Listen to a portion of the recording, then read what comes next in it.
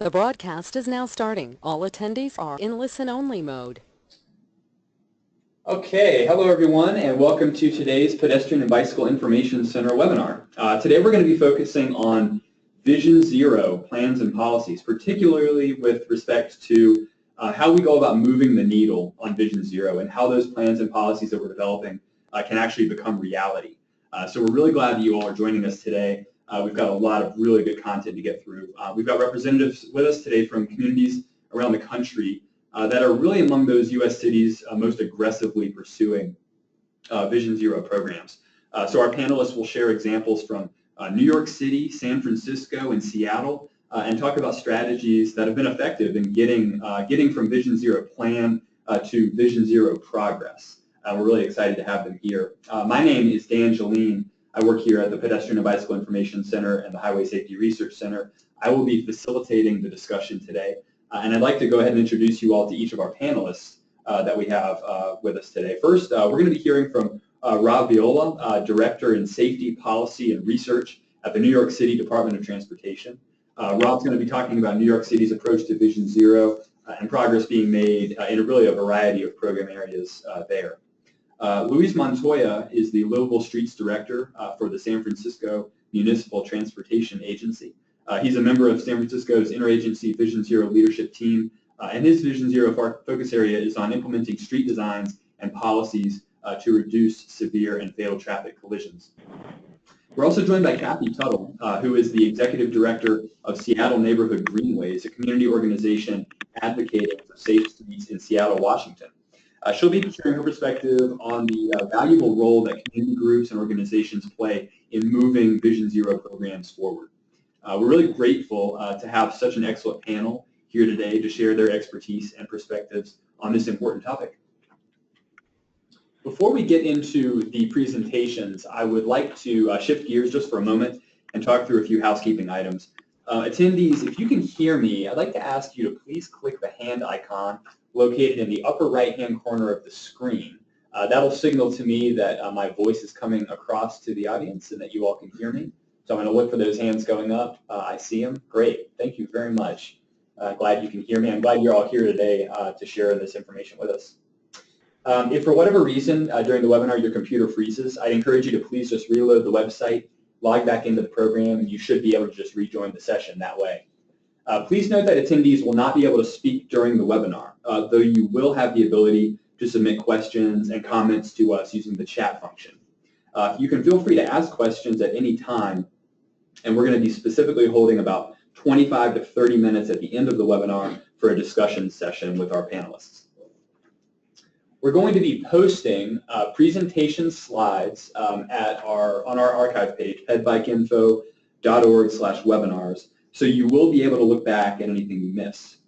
We are also recording the webinar today, and we'll be posting the recording on the same website. Those materials, if you're interested in looking back, should be available within about a couple of days. So I'd encourage you to keep that website bookmarked, check back if you want to refer somebody else to the material, share the recording, that sort of thing. Later today, you're going to be receiving a follow-up email from the UNC Highway Safety Research Center. That email is going to contain a link to a page that will allow you to generate a certificate of attendance for the webinar. So it's important that if you're attending the webinar with multiple attendees at your site, please just make sure to forward that webinar or that email to them. Share that link with them so that they can also generate their own certificate of attendance. The webinar has been submitted to the American Planning Association and has been approved for 1.5 CM credits. So if that applies to you, I'd encourage you to please check the online AICP event calendar for more information. PBIC leads a number of webinars, generally on a monthly basis, sometimes more often than that. If you're interested in learning more about the things that we offer, the webinars that we're planning, I'd encourage you to visit pedbikeinfo.org/webinars. There are a few ways you can keep up with us in addition to our website. One is through social media. We're on Facebook and Twitter at pedbikeinfo.org as our handle. We actually live tweet the webinars with hashtag PBIC webinar in case you're interested in following along or participating there. Finally, if you want emails about all the things we're doing, we encourage you to sign up for our mailing list so you can stay more up to date with some of the things we have going on. Related to the topic of Vision Zero, we're following this session up in 2 days with a Twitter chat using the hashtag VZChat. So if this is something you do on a regular basis, or if you just have been meaning to try a Twitter chat, this is a really great opportunity to get into this topic and to really continue the discussion on Vision Zero implementation, how we really are getting toward that progress on our Vision Zero programs and plans. So follow us on Twitter to learn more about that. Join us 2 p.m. Eastern Time is when we'll kick things off on April 20th. That's Thursday afternoon. We have 2 webinars coming up next month that may be of interest to you. We haven't announced these yet, so you're the first to see them. But there are 2 sessions that are going to be focusing on multimodal networks in some way. So on May 10th, we're going to be talking about how you can build bicycle networks into your resurfacing projects and really take advantage of resurfacing and ongoing maintenance to build out your bike networks. We're also going to be talking on May 17th about how we go about measuring multimodal network connectivity and how we can use maps and other visual features to really prioritize and look at where we're going to be building out our networks. So these are both coming up in May. Pedbikeinfo.org has information about those if you're interested in participating or taking a look at those. Before we move into the presentations, I have 2 poll questions that I wanted to send out there. So the first one is going to give us some sense of how many people are attending the webinar. So if you can take a moment to let us know how many participants are visiting the webinar from your site. It might be just you. It might be 2 or 3 people, 4 or 5, 6 or 7, or maybe even a group larger than 8. So if you can provide this information to us, this is really helpful for us to really understand how people are attending our webinars in what format and whether you're doing so as a group. I'm going to keep this open for probably about 10 more seconds once we get a few more votes in, and then we'll close it and launch another poll to you all to get to vote in that one. So maybe about 3 more seconds on this poll question so we can move right along with our presentations. Okay. Well, thank you all very much for that. I'm going to go ahead and close the poll now, and we are going to put one more out there. This is a bit more related to what we're talking about today. We're just interested to know where you all are coming from with respect to Vision Zero. So we wanted to ask you to select which of these really applies most to you. So tell us if you don't have a Vision Zero policy or plan, but you really want to pursue it. Maybe you have no interest in Vision Zero. You're just kind of sitting in to see what this is all about. That's okay too. Let us know if maybe you have a plan or a policy, but you really haven't gotten started on the implementation phase of things. And then finally, maybe you're already implementing Vision Zero, and that's where you fall in. So let us know about that. Again, if you don't fall into one of these categories, we do have that other not applicable choice for you. So I'm going to collect these, and then we're going to turn it back around and show you all what everybody said so you can get a sense of who else is on the line today, and then we'll get right into our first presentation. Okay, I'm going to go ahead and close the poll. I know some of you are still voting, but we do want to make sure we have time for the presentation, so I'm going to close it and then share the results with you so you can kind of see where everyone's coming from. It looks like around 30% have or don't have a Vision Zero policy, but really are interested in pursuing it. So I think you're in the right place because you're going to hear from some cities that have really been successful in doing that. Hardly anyone is not interested in pursuing Vision Zero, only 1%. So that's great. We'd like to hear that. A lot of you maybe are with groups who you're not actually the ones who would be starting up a plan or policy and implementing it. So you're maybe other or not applicable, and then a range of other types too. Maybe a quarter are actually actively implementing your Vision Zero policy or plan. So I think no matter which camp you fall into, we're going to have something important for you to learn from today. But with that being said, I'm going to hide the poll results and get things right over to Rob Viola to start off the presentations. So Rob, take a look at your screen.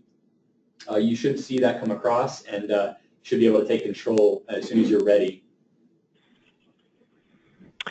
All right, can you see my first slide there? Let's see, I can't yet. Try, there might be a button. There we go. We're all set up now. Thanks, Rob. Got it? Okay, great. All right, well, thanks everyone, and thanks Dan for having me. So my name is Rob Viola, Director of Safety Policy and Research at New York City DOT. I've been working on safety issues here for almost, so it's getting close to 10 years. So, we're talking about getting from a plan to implementation, to progress. And going to take a little bit of a different tack just talking about the New York City experience, because I think that we are a fairly unusual example in that our transition from, in terms of adopting Vision Zero plan and, moving it towards implementation was pretty smooth, was pretty fast here. But I think that belies the fact that a lot of things happened before that that kind of prepared the city for Vision Zero. And then we also we did some things, I think, when the initial planning began that helped us out a lot. Yeah, here in New York, I think you should really think about what we've done with Vision Zero as more of a supercharging of our earlier efforts, a transition rather than a big brand new focus for the agency. Because since the mid-2000s, when Mayor Bloomberg and our Commissioner Jeanette Sada-Khan was here, the DOT was been very focused on pedestrians, bikes, transit, and then more and more towards safety as the years went by. Take a look at this. These are our street improvement projects that we do each year, and we were very active through the 2000s in terms of these are projects that actually have a safety focus, a safety justification, and then we ramp up a lot for Vision Zero, but we were already quite active beforehand. So basically in this kind of period before Vision Zero, we were building planning and design expertise and capacity in order to pull off these kinds of new engineering projects. So things we were working on was developing our in-house construction capacity and expertise. So that's people that are actually inside the agency that are able to do these safety engineering projects on an operational basis as opposed to capital projects, using temporary materials and using kind of fast rollout techniques, using paint, delineators, plastic markings, some concrete, but more fast design techniques. Then also, that 5-10 year period before Vision Zero was a long effort getting all our engineers comfortable with what we were doing, getting them on board, developing new typicals, new guidelines, and also experimenting with many new designs and kind of bringing a culture of experimentation to the planning and engineering parts of the agency and getting people comfortable with pilot programs, with experiments, and the idea that we would evaluate things, and if they weren't working, we would stop, or if they were working, we would continue to roll them out. And also, I think a key part of that is really changing some of the metrics of success for what's a successful project. Moving the agency from, like a level of service-based idea to safety and crash reduction as the key metric of engineering success. And honestly, it's easier to make the streets safer than it is to get rid of congestion, at least in New York City. So it became, I think, a more reachable goal, and that's always great because success breeds success. And then, also the very long process of getting our operational and maintenance people familiar and comfortable with all these new pieces. So this was, many years in the making, just developing the expertise for all these new kinds of treatments, like you see on the screen, protected bike lanes, new pedestrian space, pedestrian plazas, using things like planters and granite blocks to delineate new pedestrian space, and just better organizing traffic and and new types of bike facilities. So another, I think, key piece of all this is just the reorientation of the agency towards the public, and setting up these kinds of projects and safety treatments is something that the public and elected officials could ask for, could request, and having more of a customer service viewpoint to the agency. So I think this is something that Mayor Bloomberg was very big on. Being a businessman, he wanted us to think customer service, but And so over that time period, the agency became very responsive and organized in terms of dealing with asks from the public, and also developed a host of request-driven programs like our speed hump program, our plaza program, which closes segments of the street and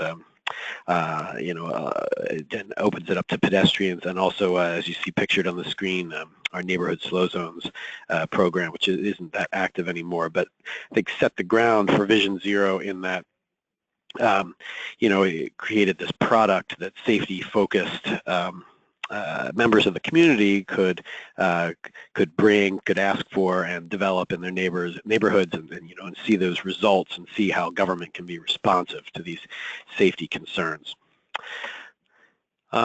So obviously, a big part of the mix in any city, and certainly here in New York, is the advocacy community and the community at large. So here we have a very progressive advocacy community led by transportation alternatives. There's also Families for Safe Streets. There's a big blog or online magazine called Streets Blog that's in a lot of other cities, of course. And these groups really drive the dialogue here, and they've been around for a long time. Around 2012, these groups kind of started moving from a kind of transportation alternatives, emphasizing transit and expanding the bike network, to more of a safety-focused argument. So really asking for a lot of the same things in terms of how they wanted the street to change, but framing it in terms of the safety ask, which of course is a more universal thing to ask for, can be a lot more powerful and bring more people into the fold. So that pivot in the advocacy community happened several years before we really adapted it here at the city. And then also, these groups a few years ago actually started giving money to politicians and funding campaigns for politicians. So they've really become major players, because this community actually does have a fair amount of resources. So also in these years prior to Vision Zero, there was a movement towards a lot of elected officials moving to support these progressive, ped and bike focused, safety-driven policies, projects. And I think there's a lot of reasons for that. We were, because our DOT was very active and changing the streets, we offered these politicians an opportunity to take credit for some very visible changes that were happening, allowed them to really forcefully react to a clear problem, injury, death, or even a particular fatality that was in the newspapers, where politicians are often called upon to do something, and we kind of gave them tools to do something. So empowering them, and then they became more of our allies during this time period, and then the politicians starting to think about, these transportation changes are really like a political good that can be distributed to our constituents. And that's really what any elected official wants to do. They want to deliver for their community. And also, I think our capacity building during this time, allowing us to respond quickly, to things that electeds might be asking for, really helped accelerate this virtuous cycle.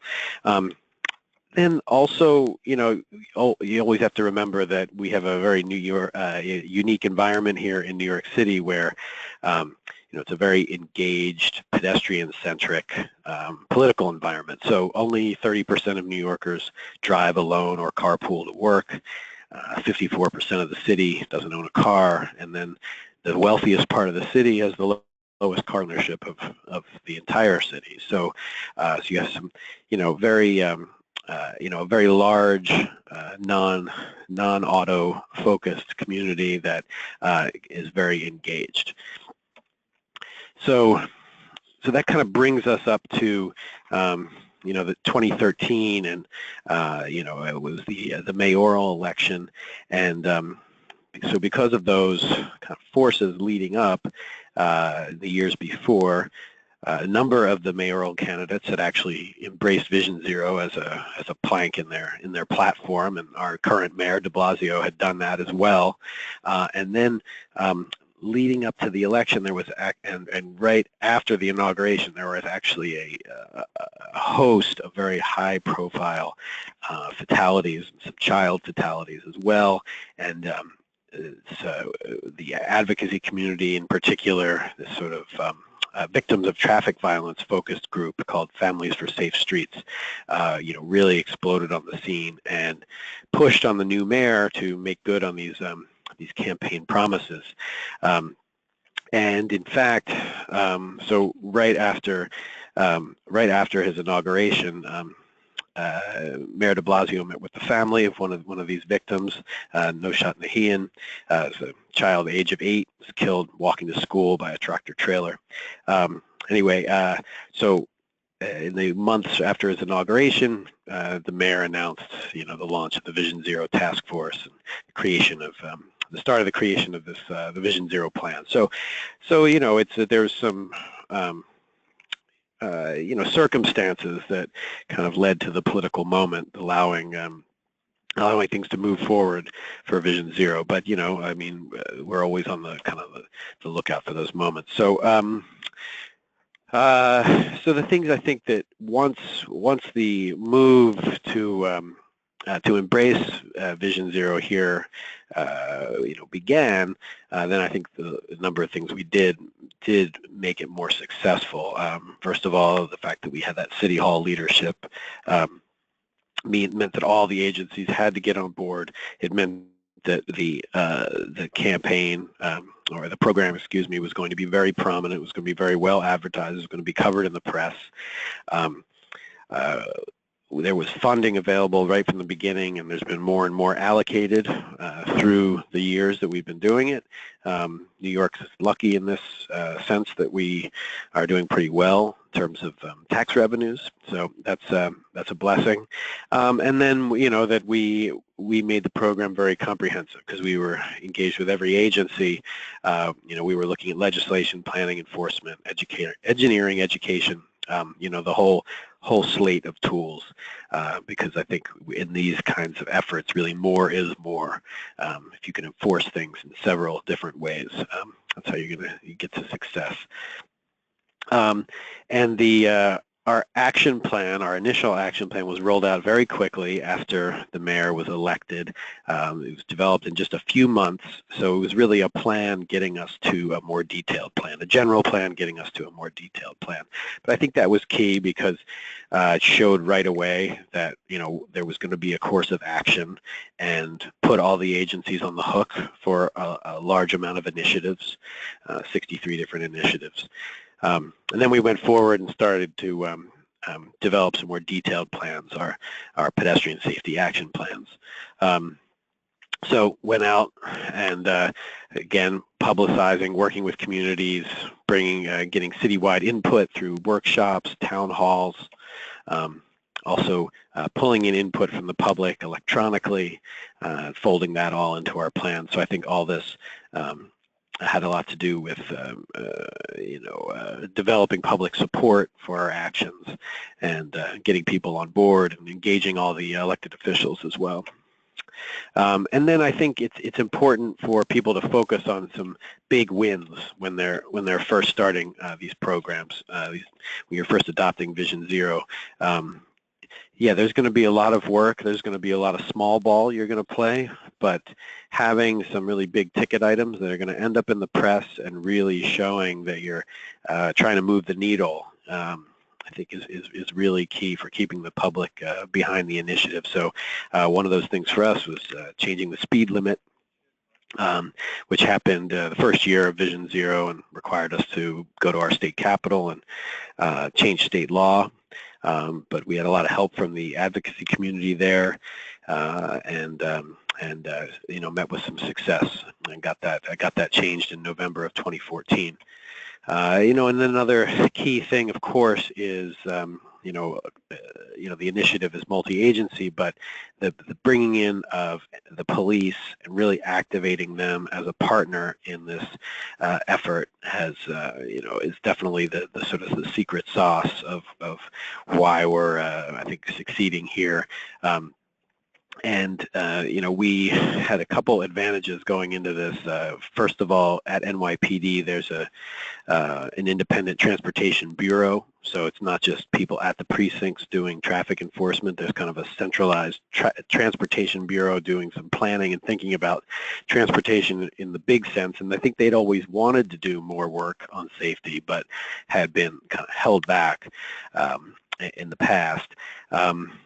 We have, since we've been doing planning around pedestrian safety for, since about 2010 in a major way, we actually have a long-standing running meeting and dialogue with the police, so we could build on top of that and those relationships that were already there. Also, with the new mayor coming in, there was new chief of police, new chief of transportation, were all appointed at the same time when Vision Zero was adopted. So everyone kind of knew that this was going to be part of their jobs from the beginning. And then also that we were able to, rather than bring in a whole lot of new resources to NYPD, which is always hard to, deliver more manpower, we were able just to shift resources in lieu of adding more staff. So basically, moving enforcement from some less safety-oriented choices, like say, someone with a busted mirror or someone with tinted windows, etc., and moving them to our big six here: speeding, failure to yield, improper turns, texting, phoning while driving, signal violations. I guess this is 5. Excuse me. With speeding and failure to yield being the the most focused on in terms of Vision Zero. So yeah, that's my story. Basically, to sum up, it's vision and commitment at the mayoral level, our big partnership with enforcement, those small-scale, in-house, scalable, effective interventions, those are engineering interventions. And I didn't really talk about it too much, but of course, there's the whole piece of us planning for where the crashes are actually the hottest and going to those places and kind of pounding that in across every agency in terms of education, in terms of enforcement, in terms of engineering, always focusing kind of in the same places where the problem is that more is more idea. Yeah, that's about it. And yeah, I guess I'll be taking questions at the end. Thanks. Great. Thanks very much, Rob. A lot of really good, valuable information there, and some stuff that we'll be getting into certainly during our Q&A. I am going to move us along quickly to Luis so we can roll through the presentations. Then we'll be able to come back and have that discussion at the end. Luis, the screen is coming to you. If you take a look and go full screen, you should be able to display your slides, and I'll let you know when I see them. Okay, you're all set. Good afternoon. My name is Luis Montoya. As Dan said, I am the Director of Livable Streets here in San Francisco, and we implement much of the pedestrian and bicycle safety improvements. I've also been a leader on Vision Zero since its inception here in San Francisco, and I wanted to share a little bit with you today about a little bit of our progress with implementing Vision Zero, but also share our experience going from the plan stage into the implementation stage, citing some of our successes, but also walking you through some of the challenges and how we're addressing those. So we adopted Vision Zero in 2014. It's been about 3 years. In that time, we've had adequate time to study the crashes, to be interviewing folks, to be implementing things, and some of the persistent challenges that we have in San Francisco are, one, that traffic fatalities have been stagnant. They've been at about 30 for the past 3 years, despite the increase in our efforts. We think that has a little bit to do with kind of national trends that we've seen. I think nationally fatalities are up about 14% in 2016. Also in our state, they're up pretty significantly as well. But in particular, we see low-income, minority, and seniors disproportionately affected by traffic violence in San Francisco. So to give you a little sense of that, and maybe it's similar in your communities, about 88% of the pedestrian deaths in 2016 were people over the age of 65. And they only represent 15% of the San Francisco population, but they're vastly overweighted in the fatalities. The other thing that we're experiencing in San Francisco, which we also think is leading to our kind of stagnantly high number of street fatalities, is we continue to have a growing population and a booming economy, which is great. But that means a lot more people on the street, especially in areas that were in our South of Market area where we have a lot of condo development going on, a lot of businesses going in, but those are also areas that are near freeways. The street network is overly wide.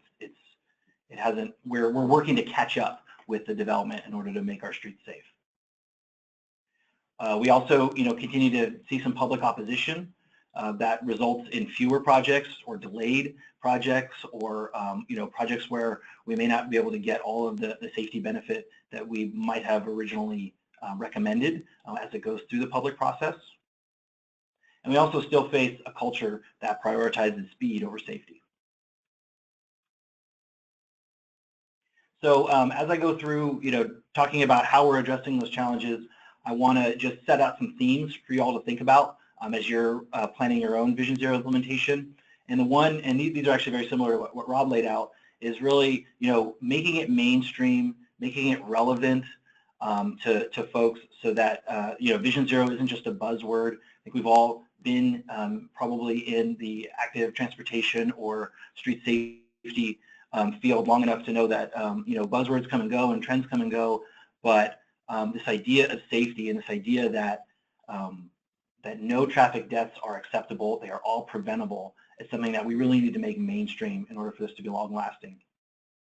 Also, building coalitions is very important. As Dan mentioned, working with advocates, as I know Kathy will get to as well, but also working across city departments, working across neighborhoods, working with partners outside of the city in order to be learning. That's all key to our implementation of Vision Zero. And then also creating sustaining programs, either by getting them to be mainstream, getting them to be a part of various departments that weren't already doing them, but also creating sustaining funding programs and other mechanisms to keep them going. So a little bit more background. I mentioned that Vision Zero has been active for 3 years in San Francisco. We're currently on we just published in March our second 2-year action strategy, and that really refines exactly what we're focusing on.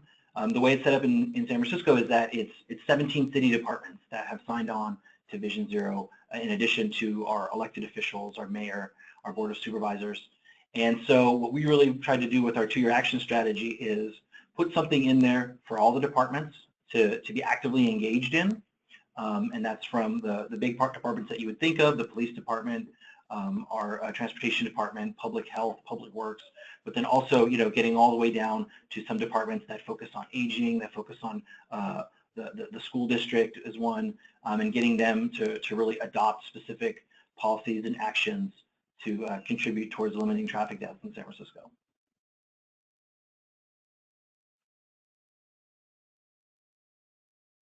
So I think it's really important to think about the goal itself and how we talk about the goal. And I think that's what kind of sets Vision Zero apart to other trends in active transportation or safety, in that we're really saying that there are no acceptable traffic fatalities, that they are all preventable, and that it all needs to stop.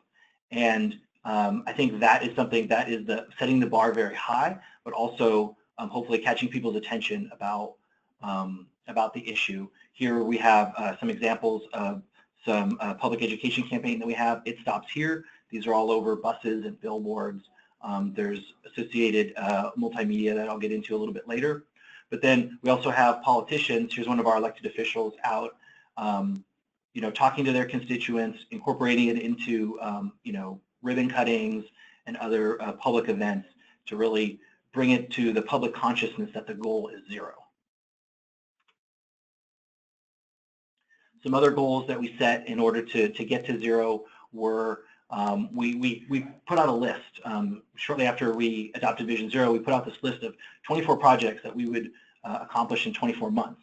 And you know, the projects, because they were moving pretty quickly, they tended to be some of these operational kind of light touch things that we could do with paint, with safe hit posts, with signs, with traffic signals. But some of them were more capital intensive projects, like the cycle track in the upper left-hand corner.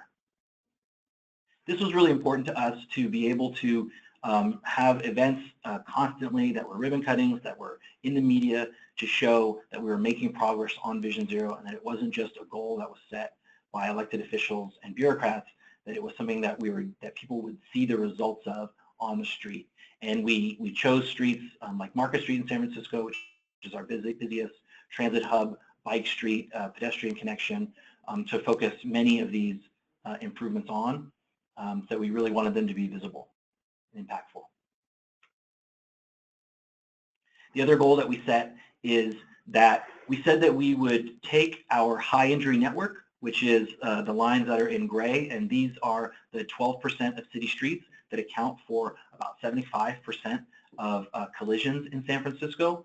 So these are our busy arterial streets, our high transit streets, streets where folks might be speeding, and that are disproportionately affected by collisions and deaths, and that we would touch all of these streets. In the Vision Zero in San Francisco is a 10-year plan. We want to get to zero by 2024. So we said of those 130 miles of high injury network, we would implement safety measures on 13 miles a year so that we could transform all of those streets in that 10-year period.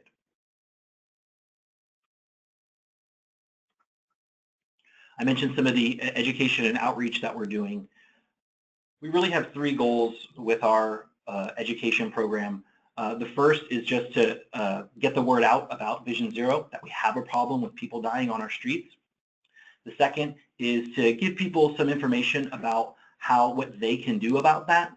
That comes in the form of some things like, you know, bike riders should pass on the left of a bus that's pulling over or turning. We have a number of videos that are focused at professional drivers, drivers of oversized vehicles, taxis, Ubers, Lyfts. They're also available to the general public. They're required of all city staff that want to operate a city-owned vehicle. And we also require them of the contractors that we hire to do city work.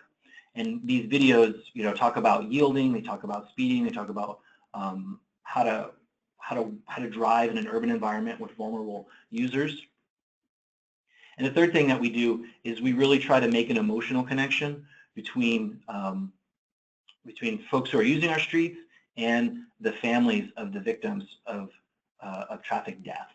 And so in the lower right-hand corner, you see a mother holding up a sign of her son that was killed. And we have these, I think it's similar to New York, this coalition of families that are coming forward and telling their stories.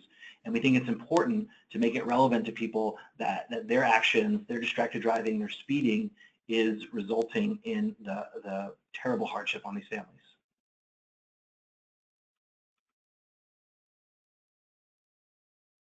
Part of building a coalition for Vision Zero was really engaging with the police department.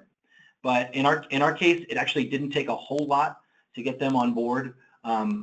We had been providing, you know, over the years, we had been providing information to the police department about collisions and fatalities and trends. And right around the time we were launching Vision Zero, the police department really came forward and said, we want to set the goal of 50% of the citations that we write being for the top 5 factors that lead to traffic collisions. And those are listed there on the screen. And it took a couple of years, but as of the fall and thereafter, our police department has been able to dedicate enough resources and get the word out to their officers about what they should be focusing on so that they are exceeding this 50% goal, focusing on these factors. Part of this was getting some grants to have some really targeted focus, especially getting the police department the tools that they needed, such as LiDAR technology, so that they could do better radar enforcement. We also have gone regularly to the various districts to meet with the officers, share maps with them, talk to them about the collision trends and about the behaviors that they're seeing.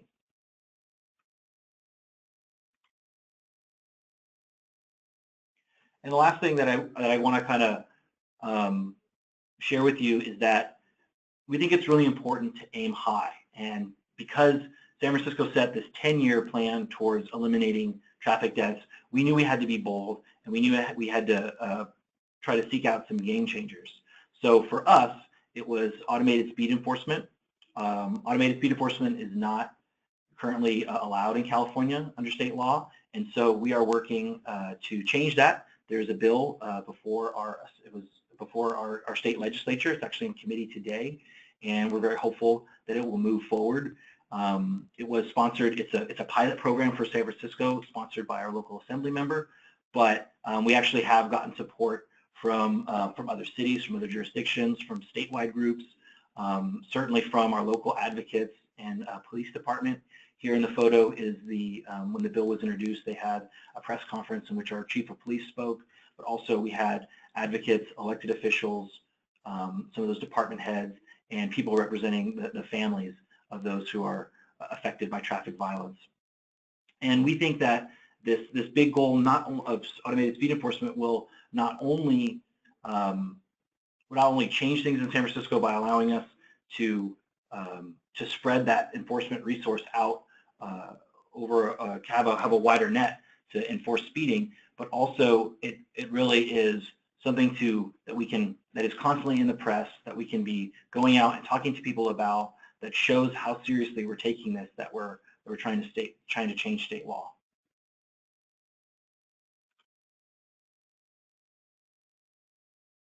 So I just wanted to close, just to reiterate a few points that I made, that I really encourage you to set goals, not only that goal of 0 and being very clear about why 0, but also setting some kind of annual targets, some things that are catchy, that will get people's attention. Also, just, we really got to try to get better at our jobs, try to deliver more on the streets, try to make those measures more robust, get them out there faster, but then also work with partner city departments and advocates to do that across everything that they're doing. Vision Zero is definitely a kind of an all hands movement in San Francisco. It is something that we approach with yes and. When somebody says, you should be doing this, we know that we should be doing that, and we should be doing other things as well, and really putting everything on the table. Also, just really encourage you to aim high and to try to set some really big goals so that you can drive the dialogue, but also, those are the things that it's really going to take in order to get to 0. I'm happy to take questions after the presentation. Thank you. Great. Thank you so much, Luis. And we will have plenty of time for that discussion. So let's, we've got those questions coming in. Please, everybody, continue to send your questions and your comments in. We'll get to them during our discussion. I'm going to move things over to Kathy Tuttle with Seattle Neighborhood Greenways now. So Kathy, take a look at your screen, and you should have an alert come across, and I'll let you know when I can see your slides.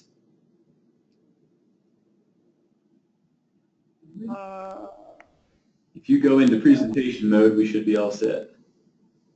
I do not see my presentation yet. I'm sorry. Oh, that's all right. If you go into PowerPoint, if you go into full screen, your presentation mode in PowerPoint, play the presentation from the start. That upper left button, I think, should work. Yep. Perfect. You're all set. Okay. Thanks, Dan, and thanks, Louise and Rob too. Your work in New York and San Francisco is really inspiring. I'm Kathy Tuttle. I'm the director of Seattle Neighborhood Greenways. It's a small, safe streets advocacy organization that works within the geographic boundaries of Seattle. And we identify, advocate for, and activate safe streets for all people.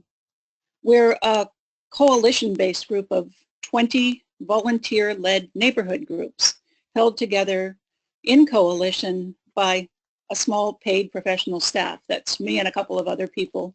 And our organizing model means that we're extremely grassroots driven by local people who set our agenda and who intimately know the safety issues on local streets in a way that no one individual or institution could understand for a whole complex city. Our local volunteer leaders set our annual work plan and make us far more impactful as advocates than we could do as a few paid staff, setting our own agenda. Now, despite this lively photo in my introductory slide, we spend most of our days just like you, where we are now. We're behind a computer screen. We read plans, we make calls, and just like the rest of you at this webinar, we sit around in far too many meetings and spend way too much time on our social media accounts. But we like to get outside in neighborhoods with people. In fact, getting outside with people is my favorite thing to do. Take a careful look, though, at this photo. At first glance, it looks like a protest, but the signs say, "Thank you," which is something else we do a lot. As an advocacy group, we can influence Vision Zero, but ultimately, Vision Zero needs to be funded by politicians and built by engineers, built and maintained. We focus on getting that stuff funded and built, and when it is, we say thank you. Now build some more, as we're doing in this photograph with Rainier Valley Greenways, which was a 1-mile road rechannelization campaign that we worked on that we'd like extended to another 3 miles. So it's a thank you campaign, a thank you march. In the traditional Vision Zero organizing model, it's a 3-legged stool model. This model says that Vision Zero depends on having supportive politicians, a dedicated and professional staff, and strong public approval. They're all needed together in one place to make Vision Zero happen. We think Vision Zero is a lot more complex. For one thing, we need to agree on the same outcome, which is safe, healthy streets, engineered to 0 traffic fatalities. They need to be goals of each of the 3 legs of this stool that we all need to agree on at the outset. We need to agree on safety over speeding, safety over level of service, as we talked about earlier, streets over stroads, streets prioritized for people who walk. These need to be a common agreement, and we're not quite there yet. But there are other factors in advocacy that this 3-legged model doesn't really bring together. There's that missing middle, that little white triangle in the center of that model, where people need to overlap to get to Vision Zero. So I actually am putting together a new model that I'm calling the 5 Ps: politicians, planning, public opinion, press, and policies. Our advocacy function is right in the middle. We convene city departments regularly that seldom meet each other. And I and my staff have the ability to pick up the phone and freely talk to elected officials, the press, city staff, and local activists. We have a great deal of freedom as advocates that the other people in this model don't, the other 5 Ps. And like the 5 Es of Safe Routes to School, I've also added a 6th P as well, people. People of all ages, races, and abilities, whose voices we seek to amplify and support in our work. So here are examples of our 6 Ps of Vision Zero at work. So the first P, again, is for politicians. Some of the tools that we use to connect and engage politicians are taking over City Hall, going on study trips, and actually handing our reins of power over to politicians. Here's some concrete examples. Well, we only took over City Hall twice last year. We're actually a pretty tame advocacy group. The picture you're looking at right now is a collage of a group of family bike riders and their babies who took over City Hall to shout on their megaphone that we can't wait for a connected downtown safe bike network for families. Most of our interactions in City Hall are far more quiet and sedate. And over the course of a year, we bring dozens of people in to testify on policies, plans, bills. We send in petitions and postcards, traditional advocacy work. And we have lots of face-to-face meetings with politicians in their offices. Getting politicians out of their offices and out of City Hall and on policy rides and walks is also crucial. Oh, and this is actually another time when we took over City Hall. This was for the World Day of Remembrance that I'll talk about a little bit later. So this was an actually unsanctioned takeover of City Hall, but we made it look very official. So study trips are a way that we actually engage our politicians and our staff as well. We've led annual study trips to Portland and Vancouver, BC, to look at Vision Zero safety infrastructure and programs that we'd like to see adopted in Seattle. Here's a Seattle City Council member and Parks Chief Operations staff on a train ride down to Portland for a 2-day study trip on open streets or cyclovia that we'd like to see developed well in Seattle. After this study trip, which was 2 years ago, we got city money for the program, and now we're working on a successful implementation of a Sunday Parkway or cyclovia program in Seattle. We also get politicians outside for memorial walks and rides. It's a very strong element of our Vision Zero safety campaign. Following traffic fatalities, we ask families of victims for permission to highlight road safety conditions and hold rallies at the place where their loved one died, and also hold solutions meetings. We've done about 30 of these events with families since 2014, and we always invite politicians. It's an excellent of color who are disproportionately impacted by traffic violence, and it's a great way for politicians to meet their constituents. We spend lots of time preparing for these events, but we step back immediately when politicians show up to give them the publicity that they want and they need. So talking to a member of a Somali leader whose daughter was seriously injured in a traffic incident is Mayor Ed Murray, and just to his, well, just on the screen to your right is the head of Seattle's Department of Transportation, Scott Kubley. So we engage leaders in these memorial rides. And as I said, we give the mayor a megaphone. We literally give the mayor the megaphone. At this memorial for Zaytuna Edo here, our current mayor, Ed Murray, had intended just to stay for 10 minutes, but he ended up coming into the solutions meeting and ended up speaking with the Somali community for over 2 hours. It was hugely impactful in his decision to support Vision Zero and continue to find funding for it. Former Mayor Mike McGinn, was likewise moved to meet and speak with Trayvon Crease Holden's community and moved to fund more Vision Zero engineering after this event a few years back. So these were the genesis of a lot of our Vision Zero and Safe Routes to Schools programs by actually giving the mayor, handing the megaphone over to the mayor. So another P of Vision Zero is planners, and I'm including in that 2 engineers. And the most important thing is just to say thank you. I can't stress how much of our work is encouraging good work by actually saying thanks. While we all, as the public, own our public right-of-way, Vision Zero safety changes need to be engineered and built and maintained by professionals.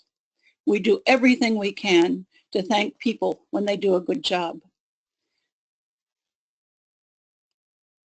Seattle's been getting much better too at opening their data. Collisions, citations, maps, plans, they're all online now and available in a much more timely way. And since we live in a very data-driven city, Seattle, blessed with big data experts, many of whom volunteer with us, we constantly produce high-quality data that we share with our planners and engineers, such as this infographic on road rechannelization. And finally, for planning and engineering, we advocate to fund and empower great engineering staff. In the past 5 years, we've focused on increasing the budgets as advocates. That's what our advocacy has been, is increasing budgets for Safe Routes to School, Vision Zero, and public space management. 3 departments within the Seattle Department of Transportation. In the past few years, the budgets of all 3 of these departments have at least quadrupled. The staffing budgets have. And all of the staff continue to do great Vision Zero Streets for People work. Another P is positive public opinion, of course. Classic advocacy is about power dynamics and changing perceptions. I spoke earlier about our memorial walks and bike rides where we reach out to traffic victims, their families, politicians, press, professional staff, and community. These events actually do change public opinion a great deal. After a fatality, a person driving finds it easier to give up their parking space if it improves sight lines. People will accept slower speeds if they understand that speed kills. These events are also an opportunity to connect in culturally appropriate ways. And also a great opportunity to, again, give the mayor or city council member the megaphone. With World Day of Remembrance last year, we took over City Hall again. I showed you a slide of that earlier. At that event, we distributed 214 silhouettes that volunteers put up all over the city at fatality sites. These are extremely powerful messages that continue to be in place, in public, and continue to reverberate across Seattle. And then another way to engage the public and change public opinion is through Parking Day. So in 2015 Parking Day, we decided to make our first foray into tactical urbanism, or do-it-yourself street improvements. We ran a design competition and funded winners to build tactical safety improvements that you see here. Here's 2,000 feet of protected bike lane made with cones, white duct tape, and green butcher paper and chalk on Seattle's most dangerous street, Rainier Avenue South. And all of these were a great opportunity, these do-it-yourself contest winners were a great opportunity to talk on the street to the public and to see what worked.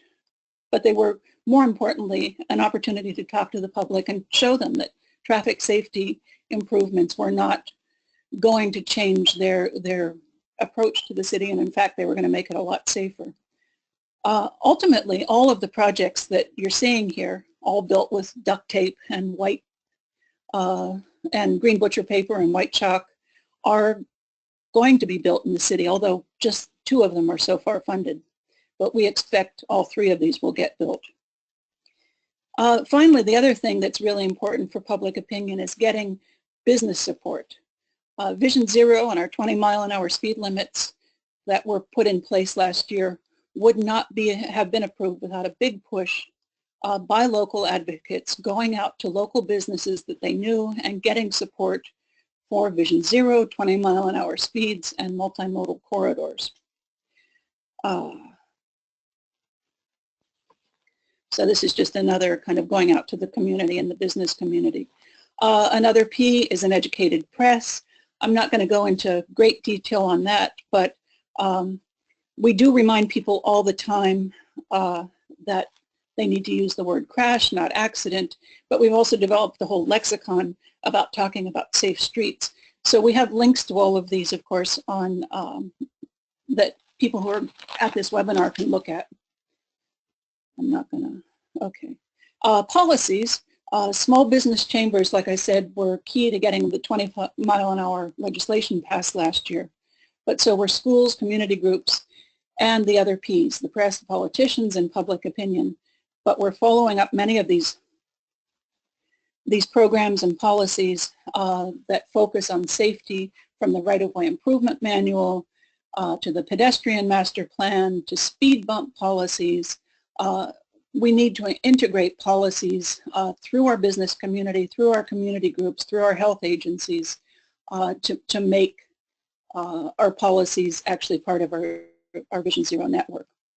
And then finally, the final P is powerful people. So we couldn't keep up with all of the work that we do without the volunteers who are in those micro neighborhood-based safety advocacy groups. We meet as a whole coalition, a citywide coalition, monthly. But these are the people who are on the ground going out to these memorials, who understand their local streets, who understand their local culture, their communities, and these people are what make our whole model work really effectively. So in closing, I have advice for professionals and for advocates who are on this webinar. For professionals, for the planners and politicians and designers and engineers, these are the pieces of advice I have, which are to keep your data open and available. We're all working really hard towards the same goal of safe streets for people. So trust us with your data. Trust people generally, local, and trust in particular people's local experience of place and people's deep knowledge of what works in their communities and what works to do your job well. And the other thing is, when you trust people within their communities, they'll end up getting funding into your programs that will allow you to increase your staff and increase your budgets to, I mean, it's a virtuous cycle to get more money into your programs to do your job well. Another piece of advice is to engage people as early as possible.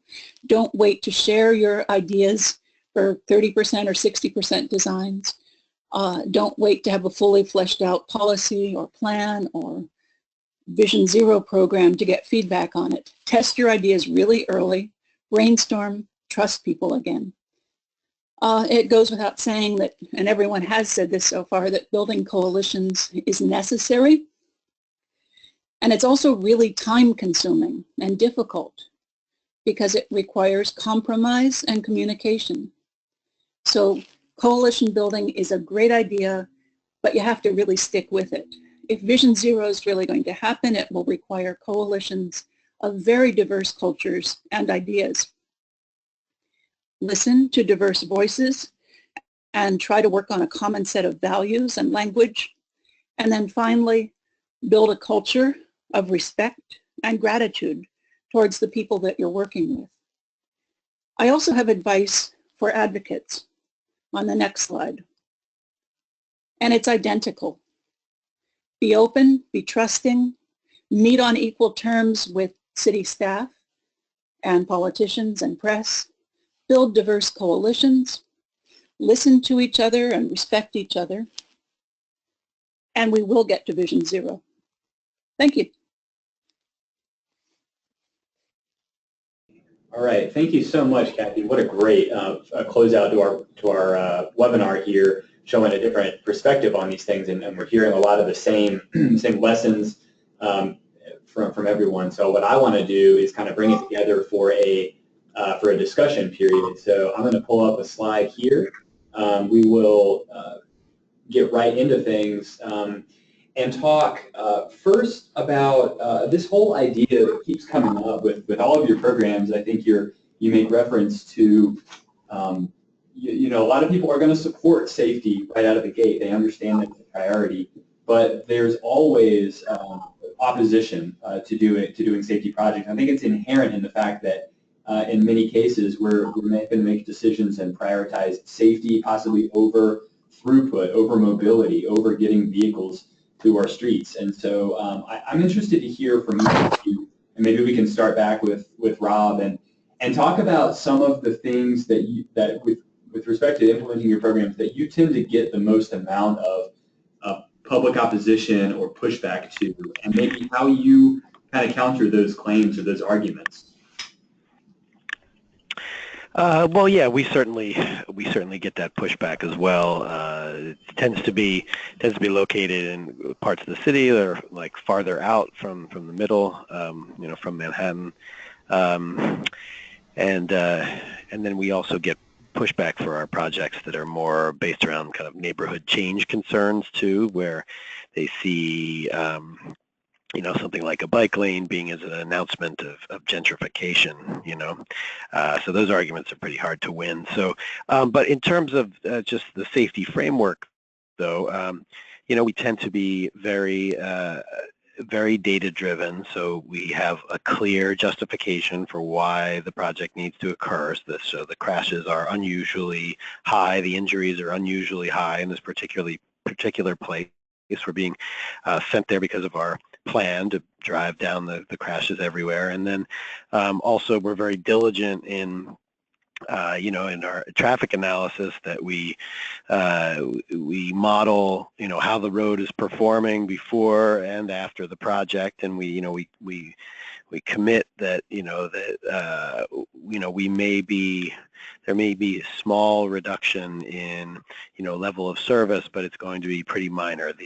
Like we are almost always, you know, claiming that the street will continue to perform in an adequate manner, and people will be able to get from where they go from A to B, you know. And then I think we've done enough, and I think it's that we've done enough projects now that we've developed a trust relationship with the community boards, with the elected officials, because they know when we say those things that, you know, for the most part, it actually is true. The road will still function. Carmageddon will not arrive, you know, and it'll be okay in the end. Yeah, great points all around. Luis, anything additional to maybe add on that whole idea of public pushback, and maybe even throw in, I don't know, if you have certain types of projects that always seem to be the hot button ones that get that pushback against them. Yeah, so I definitely echo what Rob said.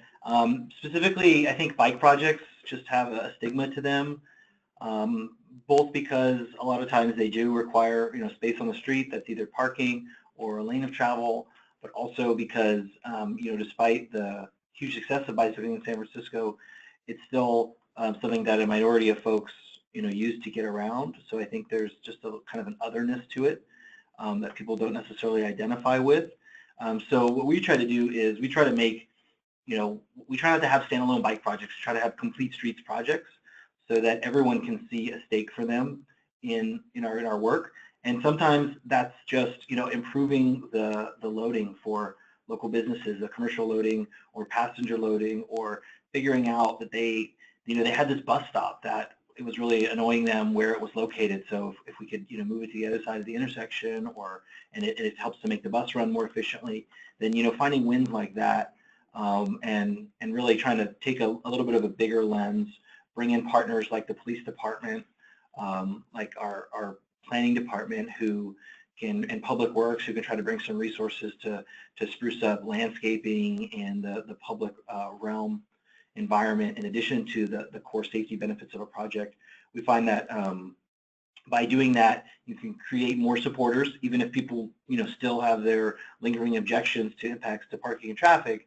If they can see something in there, and most importantly, I think, if they can see that you're being responsive, that you asked them what the issues were, that you listened to what they were, and that you're reflecting that either in your plan or in how you're conducting your outreach, or even if it's just as simple as repeating back to them. If you don't have a solution for them, but you're repeating back to them that you heard it, that you're going to keep it in mind if there's some other policy or plan that is outside of the, you know, the immediate action of your safety project, but that you can, you know, share that with. I think people really appreciate being heard.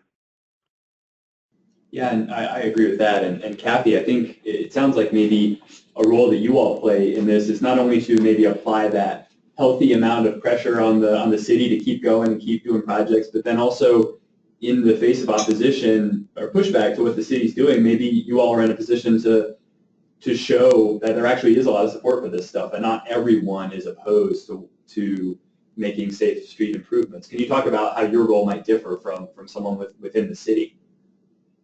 Sure, we're in an excellent position to reach out to our own communities and to local businesses, local schools, because we are based in our neighborhoods. I mean, it's neighbor talking to neighbor. It's people who can be on their own next door sites and their own local websites and their own Facebook sites. So we have a huge ability to reach into places that the city has no power actually to get into as easily as we do. And we have a huge amount of trust within our local neighborhoods. I did want to say one thing about data too, as we're talking about it. You know, certainly you and I and everyone on this webinar are very influenced by the impacts of data showing that the traffic fatalities and serious injuries will go down, you know, showing data that, you know, these are the high impact corridors. But we're also like getting into this age of data resistance. You've certainly seen this politically, and I'd be hesitant about, while we rely on data to make our choices, we also need to rely on how people's feelings, how they feel about a project over the data. Some people are influenced very much by data, but others have a kind of a visceral response to something. So, we do focus a lot on families. We focus a lot on elders and children and walking to the places that you like to walk to, making things personal, even though our decisions are driven by the data and we completely buy into it as an organization. I think that a lot of our advocacy message needs to look beyond that data and respect and hear, as Louise mentioned too. You need to hear people say, I heard what you said, let's move beyond it and let's respond to the thing that makes you uncomfortable. And I think that neighbors, talking to neighbors, are uniquely situated to be able to do that conversation. Yeah, and Kathy, what you just said, you get to some of the comments we've been getting. You're almost, I think you might be hearing the same things we are in that, and I'd like to turn this back around maybe on Luis and Rob. And, many of us from the maybe a more traditional transportation design and planning perspective have really had it hammered into our minds the need for a data-driven approach to safety. And really, we're looking at the data. We're not letting individual events kind of skew our thinking. We're really going to where the data shows us we need to go. How do you all kind of see that along the same, at the same time as like really looking at these personal stories and how powerful some of the storytelling can be, really hearing the true human impact of crashes, how you maybe balance the need to look at both inputs to make your informed decisions? Well, I mean, I think you need to take both approaches. I mean, you want the majority of your work, where you're actually spending your money, to be focused on where the crashes are the highest and to be data driven. However, every project that comes out of a constituent request, an elected official request, a particularly bad fatality or tragedy, it like helps the other projects along because it focuses, public engagement and public support on your broader program. So, you kind of just you don't want the entire ship to get to be steered in this direction where you're just running around willy-nilly and you're putting in $500,000 of concrete somewhere where there's like been one crash in the last 5 years. But if you can be as responsive as possible while still keeping the vast majority of your program on track and be data driven, that's what you want to do. And then and also there's a lot of projects to be done. There's a lot of dangerous roadways, so sometimes it's just a question of, well, all right, we've got this roadway we were planning on doing, and say it's got 50 injuries, and there's one over here with 38,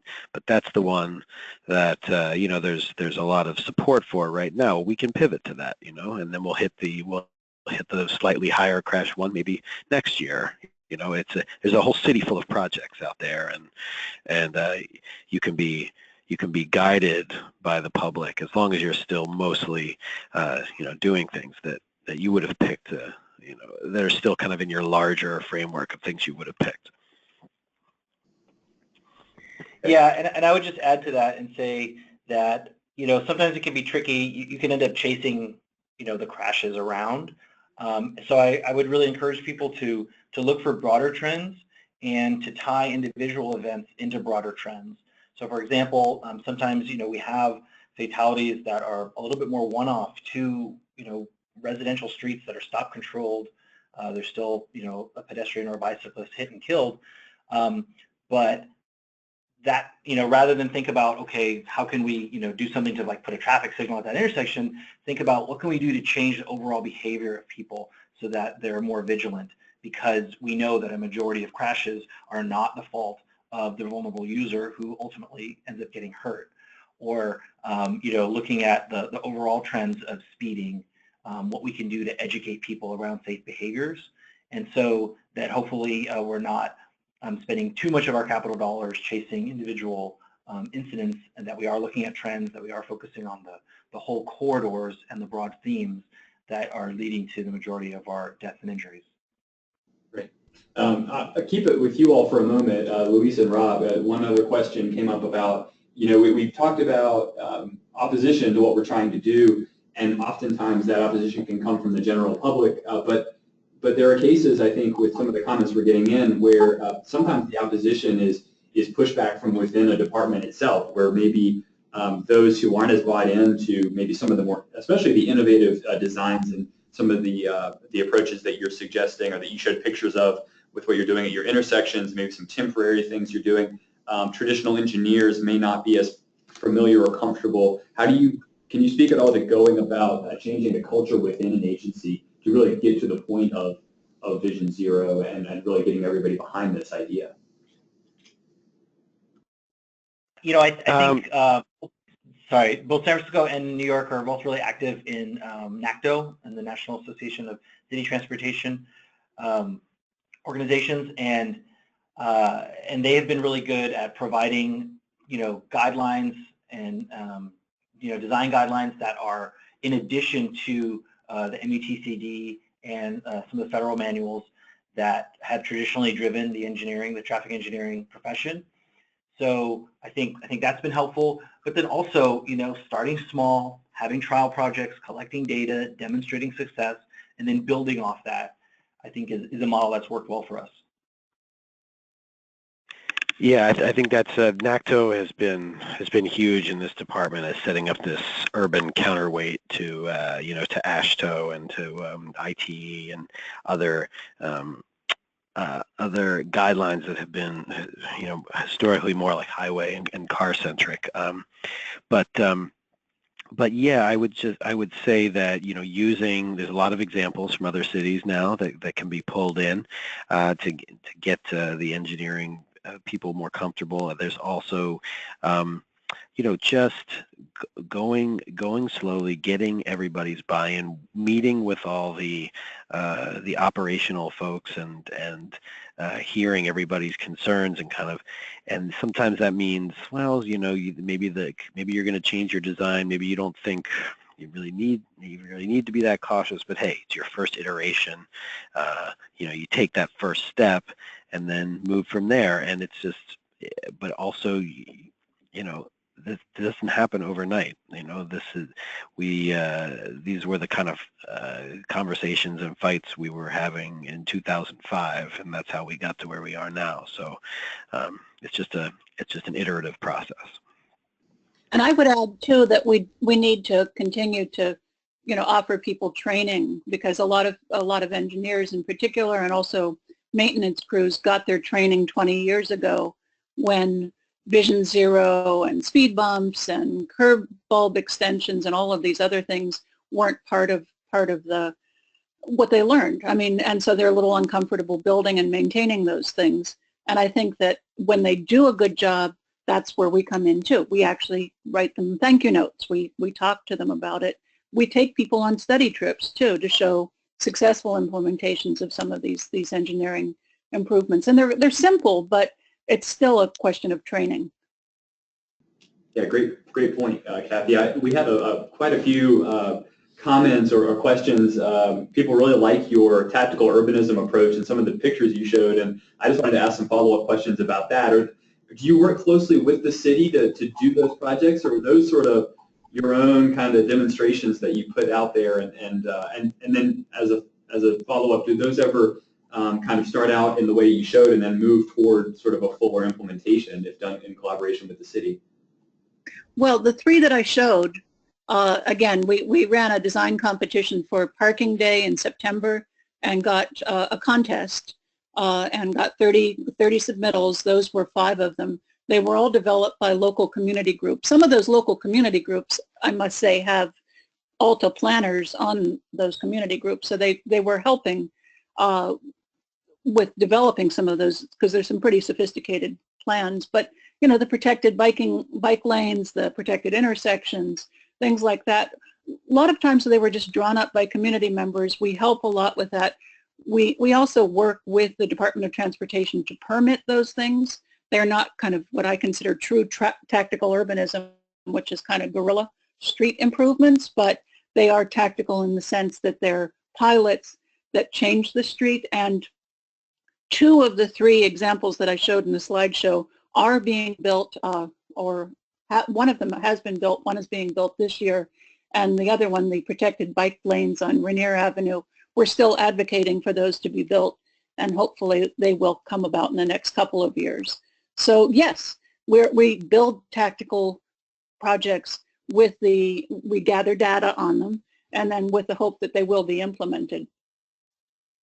Great. I have a sort of a departure from these topics that we've been talking about, and a lot of the folks you're speaking directly to as fellow people in planning departments, engineering departments, public works on the local level, as well as advocacy organizations. But there are some attendees who are coming at it from a different angle, and they're asking about roles that state departments of transportation and also state highway safety offices can play in really helping support these types of programs. So the question I have for you is, and maybe we can start with Rob again and work our way through, is ask you, how have you engaged, or whether you've engaged with your state DOT or highway safety office to either get some more funding for your projects, or maybe support behavioral programs that are part of your Vision Zero efforts, and how can those groups maybe better engage and support Vision Zero?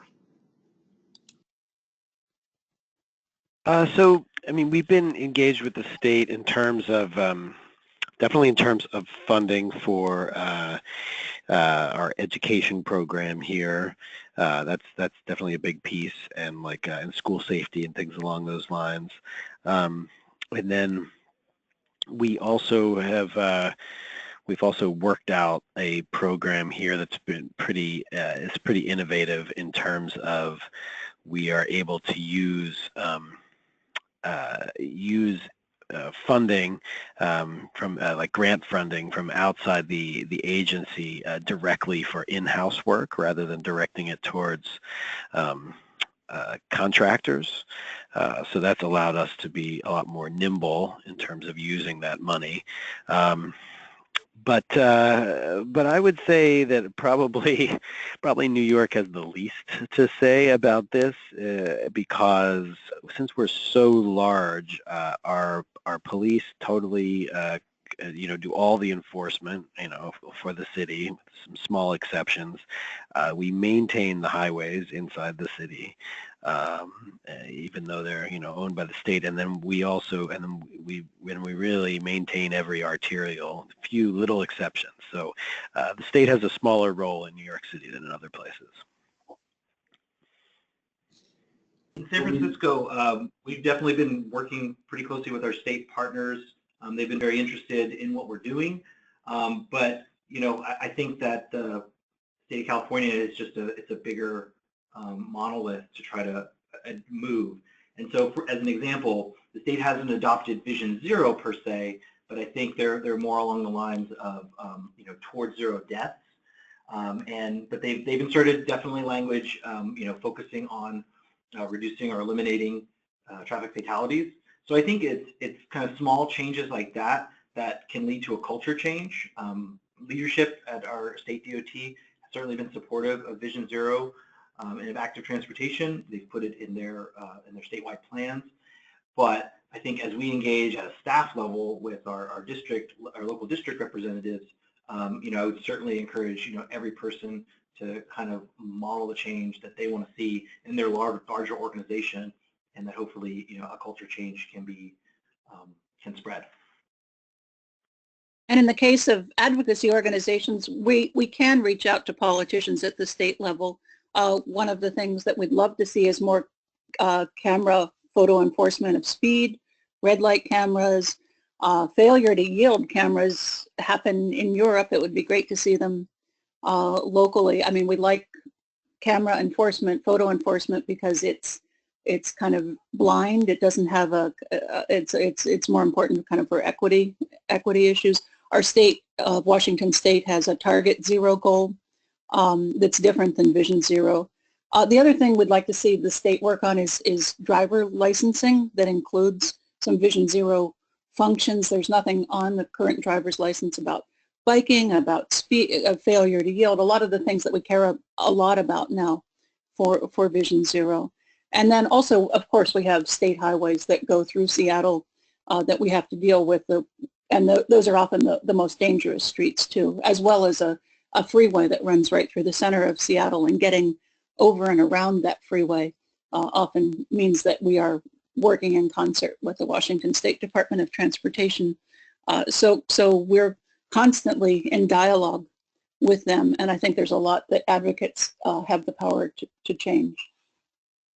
I want to close out with one question that I'd like you all to respond to, and this is a bit more big picture, sort of a strategic question. There was a comment that came in, or a question that came in that said, well, if we're setting our goal at zero, we're setting our target so high that the goal is so ambitious, aren't we setting ourselves up for failure in some way in terms of what we maybe in the back of our minds know, quote, that will happen? Or aren't we saying, you know, we're going for zero, it's going to take a long time, it's going to take a lot of effort to get there, and from year to year we might be drawing more attention to the fact that we're not to zero yet, more attention on the fact that, you know, crashes are what they are, they're going to fluctuate. So I want to ask you, with that in mind, how do you go about, maybe Kathy, we'll start with you in the sense of communicating with the city and advocating, how do you keep momentum behind a program like Vision Zero when the target can sometimes feel so far off? How do you keep momentum behind the programs and keep things moving in the right direction?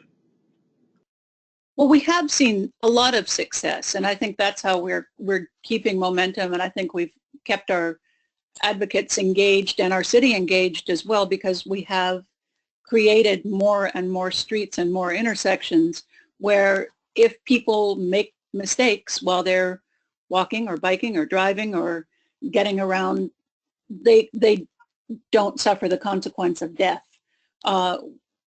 I think people understand that we can engineer products, that we can use products that won't kill us, and I think that that's the message of Vision Zero, is that we actually have the power within our culture to create a product that we use that's safe for us to use.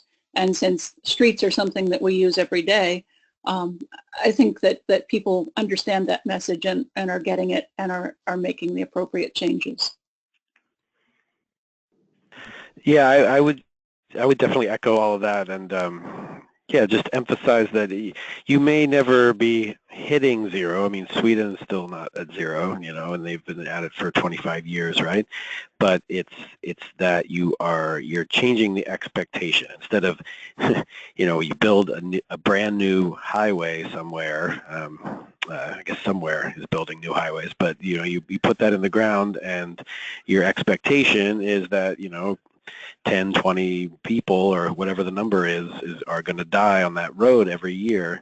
You know, that's an incorrect way to be creating a facility. You know, you should be, you know, constructing things the way one would build a factory or release a product to the public, where the idea is that it would be killing no one, and it's just moving towards that goal is the idea. Yeah, exactly. Just I think moving towards the goal is the main thing you want to do, and that you can design a lot of other goals that are contributing to that, so that you can show success on a year-to-year basis.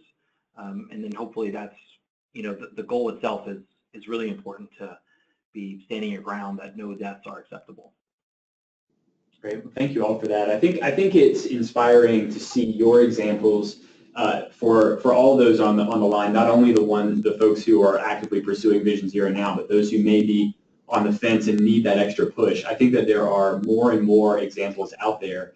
One resource we didn't get to talk about much today, but that I would point folks to if you're looking for more good information on Vision Zero, is the Vision Zero Network. They put out lots of great tools and resources that hopefully will serve as inspiration for many of you, depending on where you are, no matter where you are in the process. I hate to cut the discussion off, but we are almost out of time today. I will encourage you all to consider joining us for that Twitter chat on Thursday, 2 p.m. Eastern Time. We are going to bring up these questions and a lot more and get some discussion and back and forth going, hopefully share some more resources then. So again, it's hashtag DZChat to join us there on Thursday. I want to remind everyone that you will be receiving an email later today that's going to include a link to an archive page. The slides are already up and available for you to look at, pedbicinfo.org. The recording is probably going to be available either later today or early tomorrow. That email will also have instructions for downloading your certificate of attendance. I'd like to let everybody know as well that as you exit the webinar today, you're going to be greeted with a very brief survey. Please take a few moments, if you don't mind, to share your thoughts on this webinar, comments on how we can improve. We're always trying to improve our sessions and add new topics to our circulation that we know are things that you all might be interested in. I just want to close out by thanking Rob Viola, Luis Montoya, and Kathy Tuttle for some excellent presentations today and discussion. And thanks to you all for attending today's PBIC webinar. And I hope everyone has a great day. Thank you.